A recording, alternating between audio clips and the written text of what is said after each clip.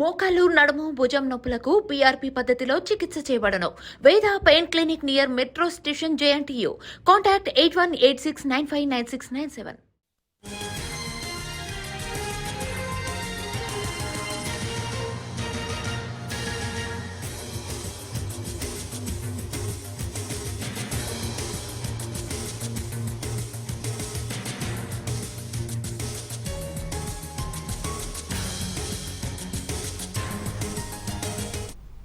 తిరుపతిలో కుళ్ళిన మాంసం వ్యవహారం హాట్ టాపిక్ గా మారింది. పీపీ చావడిలో ఏకంగా 500 నుంచి 700 కిలోల కుళ్ళిన మాంసం బయటపడడంతో నగరంలో తీవ్ర ఆందోళన కలిగించింది.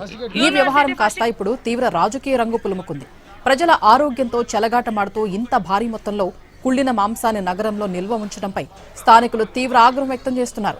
అయితే ఈ దందా వెనుక రాజకీయ హస్తం ఉందంటూ టీడీపీ, వైసీపీ పార్టీలు సోషల్ మీడియా వేదికగా తీవ్ర స్థాయిలో ఆరోపణలు చేసుకుంటున్నాయి. శాప్ చైర్మన్ రవినాయుడు, జేబీ శ్రీనివాస్ అనుచరులే నగరంలోని మటన్ మార్కెట్లో ఈ కుళ్ళిన మాంసం దందా వెనుక ఉన్నారంటూ వైసీపీ నేతలు సోషల్ మీడియాలో పెద్ద ఎత్తున ప్రచారం చేస్తున్నారు.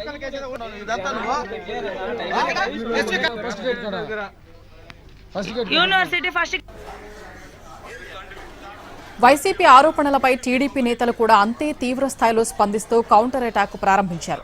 ఆదివారం పట్టుబడ్డ కుళ్ళిన చికెన్ మొత్తాన్ని వైసీపీకి చెందిన కీలక నేత తలారి రాజేంద్ర నివాసంలోనే నిల్వ ఉంచారంటూ టీడీపీ నేతలు సోషల్ మీడియాలో ఆరోపణలు గుప్పించారు.